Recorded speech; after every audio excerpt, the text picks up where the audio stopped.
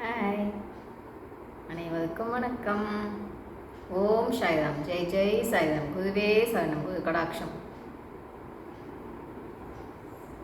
இன்னைக்கு எதை பார்க்கலான்னா, வாழ்க்கை எதன் அடிப்படையில் அமைகின்றது பார்க்கலாங்களா? வாழ்க்கை கர்மாவின் அடிப்படையில் அமைகின்றது. சரிங்களா? அப்போது கர்மா அப்படின்னா என்ன?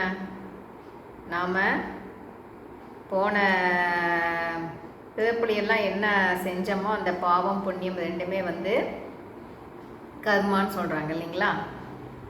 அப்போது லவ் மேரேஜாக இருந்தாலும் சரி, அரேஞ்ச் மேரேஜாக இருந்தாலும் சரி, இன்பம் துன்பம் ரெண்டுமே கலந்தது தானே வாழ்க்கை. சொல்லுங்க பார்க்கலாம். அப்போ வாழ்க்கைன்னு எடுத்துக்கிட்டாலே இனிப்பு கசப்பு இன்பம் துன்பம் எல்லாமே கலந்தது தான் இல்லைங்களா? வீட்டுக்கு வீடு வாசப்படி அப்படின்னு சொல்லுவாங்க இல்லைங்களா? எதனால் அப்படி சொல்லுவாங்க? எல்லா இடத்துலையுமே ரெண்டுமே கலந்தது தான் வாழ்க்கை.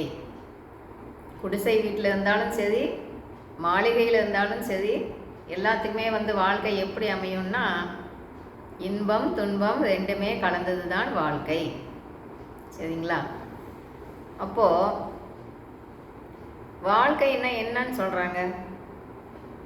நாங்கள் வாழ்க்கை என்பது சினிமாவில் நடித்து கொண்டு இருப்பதை போல அப்படின்னு சொல்கிறாங்க இல்லைங்களா?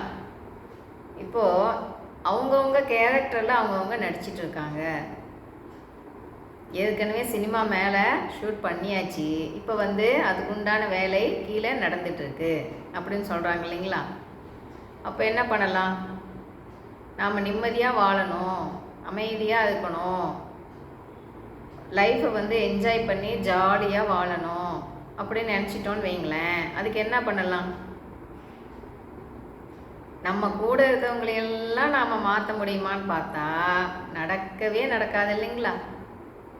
நம்மளை தான் நாம் மாற்றிக்கணுமே ஒழிய நம்ம கூட இருக்கவங்களெல்லாம் நாம் மாற்ற முடியுமான்னு பார்த்தா வேலைக்கே ஆகாது. அப்போ என்ன பண்ணலாம்? நம்மளை நாம் மாற்றிக்கலாங்களா? இப்போ நாம் எந்த கேரக்டரில் நடிக்க வந்துட்டோமோ அதில் நடிச்சிட்டு இருக்கோம் இல்லைங்களா? அதுபோல் எல்லாமே அவங்கவுங்க கேரக்டரில் அவங்கவுங்க நடிச்சிட்டு இருக்காங்க இல்லைங்களா? அப்போ என்ன பண்ணுவாங்க? நாங்கள் என்ன தான் சொன்னாலும் அவங்கவுங்க எதுக்கு வந்தாங்களோ அந்த வேலையை தான் பார்த்துக்கிட்டே இருப்பாங்க இல்லைங்களா? அப்போ என்ன செய்யலாம்? பகவான் பாதத்தில் ஒப்படைச்சிட்டு, அப்பா உன் பாதமே சரணாகதி, நீ வழி நடத்தப்பா அப்படின்னு கேட்டுண்டு நாம் என்ன பண்ணணும்? நம்மளோட கடமையை மட்டும் நாம் கச்சிதமாக செய்யணும். செய்யும்போது பகவான்கிட்ட ஒப்படைச்சிட்டா பகவானே எல்லாத்தையும் பார்த்துப்பாது இல்லைங்களா? நாம் கவலைப்பட தேவையில்லையே. இப்போ எந்த மேரேஜாக இருந்தாலும் சரி, மனமும் ஒன்றிணைந்து விட்டு கொடுத்து வாழும்போது மட்டுமே நாம் சந்தோஷமாக வாழ முடியும். நீயா நானா, கணவனா மனைவியா, நான் சொல்கிறது தான் கேட்கணும், நீ சொல்கிறதுபடி தான் கேட்கணும் அப்படின்னு நாம் இருந்தோன்னு வைங்களேன், வாழ்க்கையை சந்தோஷமாக வாழவே முடியாது. ஆனால் பெண்ணான்னு பார்க்க தேவையில்லையே. சிவம் இல்லையே சக்தி இல்லை, சக்தி இல்லையே சிவம் இல்லை இல்லைங்களா? ஏன் அப்படி சொல்கிறாங்க? சிவம் உயிர் இல்லைங்களா? சக்தி உடம்பு. இப்போ உடம்பு உயிர் இல்லாமல் உடம்பு மட்டும் இருந்தால் வாழ முடியுங்களா? பின்னோன்னு சொல்லிடுவாங்களே, ஒரு நாள் தான் அதுக்கு அவகாசம், எப்போ எடுப்பாங்கன்னு கேட்பாங்க இல்லைங்களா? அப்போ உடம்பு இல்லாமல் உயிர் மட்டும் தனியாக வாழ முடியுமான்னா முடியாது. உடம்பும் உயிரும் கலந்தது தான் கலந்துதான் வாழ முடியும் இல்லைங்களா? உடம்புல உயிர் இருந்தால் தான் வாழ முடியும். உயிர் ஒரு உடம்பு இருந்தால் தான் அதனால் வாழ முடியும் இல்லைங்களா? அப்போ உயிர் சிவம், உடம்பு சக்தி, ரெண்டுமே கலந்தால் தான் நம்ம வாழ முடியும் இல்லைங்களா? அப்போ உயிர் இருந்தால் மட்டும் எப்படி வாழ முடியும்? உடம்பு வேணும், உடம்புக்கு சக்தி வேணும், அதெல்லாம் கொடுக்கறது சக்தி தானே. இப்போ விதை நம்ம போட்டால் மண்ணில் விதையை போட்டு வச்சா உடனே அது முளைச்சிடுங்களா? சொல்லுங்கள் பார்க்கலாம். அதுக்கு தேவையான தண்ணி ஊற்றணும் இல்லைங்களா? அப்போ தானே அந்த செடி வளரும். அதை போல் உயிர் மட்டும் இருந்தால் எப்படி வந்து வாழ முடியும் சொல்லுங்கள் பார்க்கலாம். அந்த உயிர் இருக்கும்போது அதில் தண்ணி ஊற்றுனாதான் அந்த உடம்பு வந்து நல்லா வளரும் இல்லைங்களா? அப்போ அந்த தண்ணி வந்து யார்? சக்தி தானே. அப்போ சக்தி வந்து சத்து கொடுத்து வளர்க்கவும் தான் குழந்தை வந்து வளருது இல்லைங்களா? இல்லைன்னா வேலைக்கே ஆகாதே. எப்படி சொல்லுங்க பார்க்கலாம். அப்போ சிவம் இல்லையேல் சக்தி இல்லை, சக்தி இல்லையேல் சிவம் இல்லை. ரெண்டு பேருமே ஒட்டுக்காக இருக்கும்போது மட்டும்தான் நம்ம நல்லபடியாக வாழ முடியும். அப்போ என்ன பண்ணணும்? நீயா நானா அப்படின்னு போட்டியெல்லாம் வேணவே வேணாம். ரெண்டு பேருமே சமம். ஆண் பெண் இருவரும் சமமே. சரிங்களா? அவங்களுக்கு தான் அதிக ஸ்ட்ரென்த்தா, எங்களுக்கு தான் அதிக ஸ்ட்ரென்த்தா அப்படியெல்லாம் பார்க்கவே தேவையில்லை. சரிங்களா? அப்போ விட்டு கொடுத்து போய் வாழும்போது மட்டுமே மகிழ்ச்சியாக வாழ முடியும். விட்டு கொடுத்து போவதில் இருக்கிற சுகம் வந்து வேறு எதுலேயுமே கிடைக்காதுங்க. ஏன்னா யோசிங்களேன், கோவப்பட்டு பேசிட்டோன்னு வைங்களேன், ஏண்டாப்பா பேசணும், அமைதியாக இருந்துருக்கலாமே அப்படின்னு தோணும்.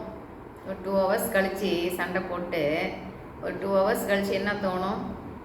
கோவம் வரும்போது பேசாதீங்க பேசாதீங்கன்னு ஏன் சொல்கிறாங்கன்னா அதுக்கு தான் சொல்கிறாங்க. கோவத்தில் பேசிடுவோம். அப்போ 2 hours கழித்து யோசிப்போம் இல்லைங்களா, ஏண்டாப்பா அவசரப்பட்டு பேசினோம், பேசாமலே இருந்துருக்கலாமே அப்படின்னு தோணும் இல்லைங்களா?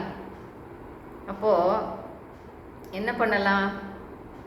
சண்டை இல்லாமல் வாழ்க்கை உண்டானா இல்லை, இல்லவே இல்லை.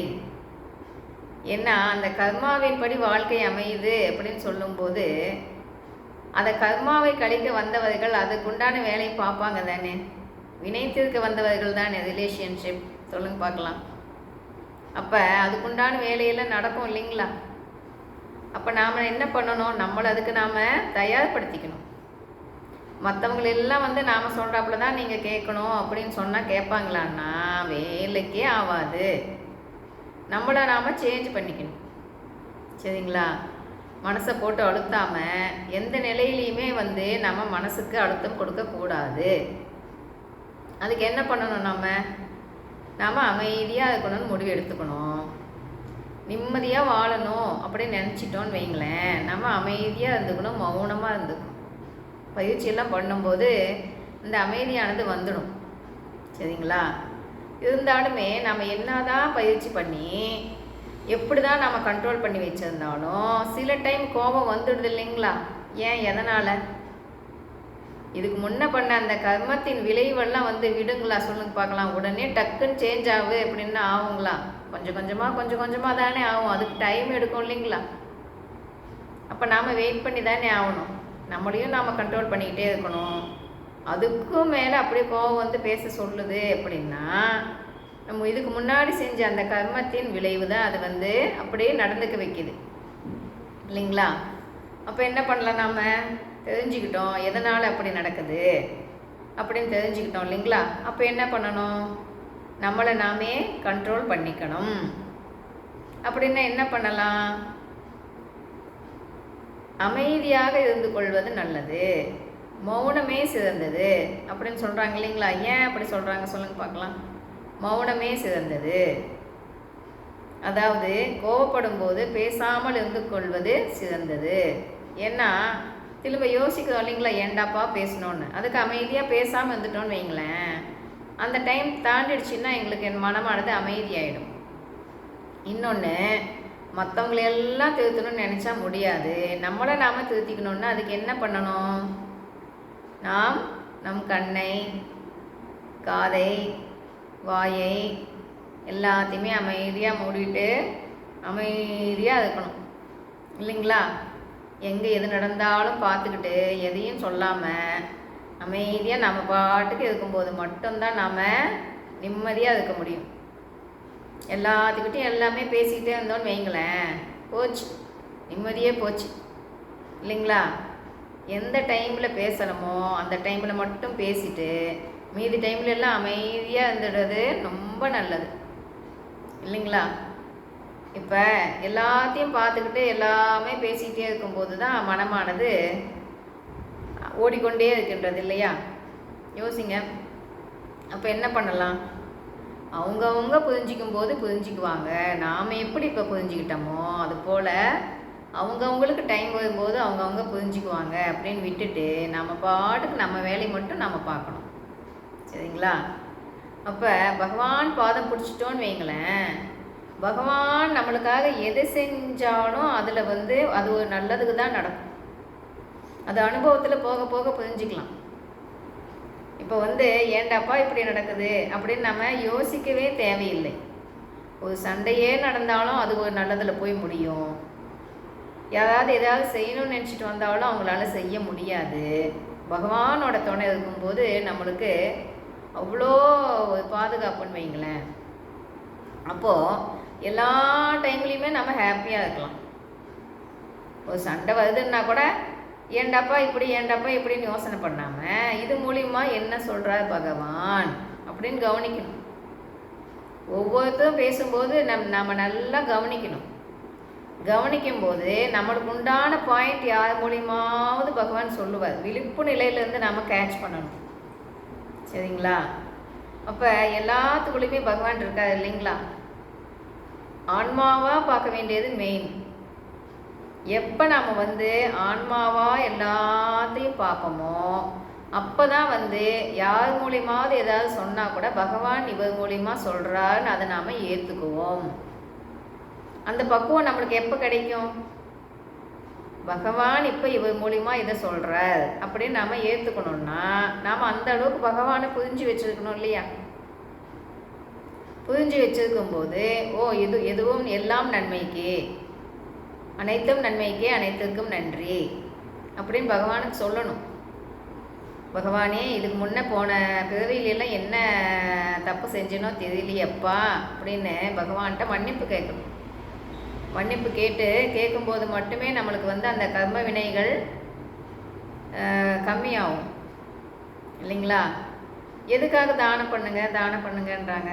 நல்லது பண்ணும்போது என்ன ஆகும்னா அந்த கர்ம வினைகள் குறைக்கப்படுகின்றன. சரிங்களா? அப்போ நம்மளோட கர்ம வினைகள் கம்மி ஆகணுமா வேணாமா நாம் தானே யோசிக்கணும். முடிஞ்ச வரைக்கும் மற்றவங்களுக்கு நாம் உதவி பண்ணுவோம். எல்லாத்தையுமே புரிஞ்சுக்கிட்டு ஆன்மாவாக நினச்சி நாம் எல்லாத்துக்கிட்டையும் பழகும்போது அது பகவானுக்கு மிகவும் பிடித்தமானது. சரிங்களா? அப்போ என்ன பண்ணலாம்? கணவன் மனைவி ஒற்றுமையாக வாழணும்னா அதுக்கு முக்கியமாக தேவை எதுன்னா விட்டு கொடுத்து போதல். மனதை புரிந்து கொண்டு விட்டு கொடுத்து போகும்போது மட்டுமே ஆனந்தமாக இன்பமாக வாழ முடியும். சரிங்களா? அப்போது எல்லா டைம்லேயே விட்டு கொடுத்து போகும்போது மட்டும்தான் நாம் சுகமாக வாழ முடியும். பிள்ளைங்க பெற்றுட்டாலே பிள்ளைங்களுக்காக தானே வாழ்க்கை. சொல்லுங்க பார்க்கலாம். குழந்தைங்க வந்துட்டாங்கன்னு வைங்களேன், குழந்தைங்களுக்காகத்தானே நம்மளுடைய வாழ்க்கை. அப்போ குழந்தைகளுக்காக எதை வேண்டுமென்றால் விட்டு கொடுத்து போகலாமே. யோசிங்க. குழந்தையோட வாழ்க்கை மெயினா இல்லை நம்மளோட வாழ்க்கை மெயினா? கவனிக்கணும் இல்லைங்களா? நம்ம குழந்தை தானே நம்மளுக்கு உலகம். அப்போது குழந்தைகளோட நலனுக்காக எப்பயுமே விட்டு கொடுத்து போய் வாழும்போது நம்மளை பார்த்து நம்ம குழந்தைகளும் அதை கற்றுக்கும் இல்லைங்களா? எப்படி ஒரு குடும்பம்னா எப்படி சந்தோஷமாக ஒற்றுமையாக வாழணும் அப்படிங்கிறதுக்கு நம்ம எடுத்துக்காட்டாக விளங்கணும் இல்லைங்களா? அப்போ என்ன பண்ணலாம்? பகவான் சொல்கிற மாதிரி பகவான் சொல்கிறத ஃபாலோ பண்ணுவோம். விடாமுயற்சி வெற்றி கொடுக்கும். வெற்றி நிச்சயம். பாய். கேட்டதுக்கு நன்றி.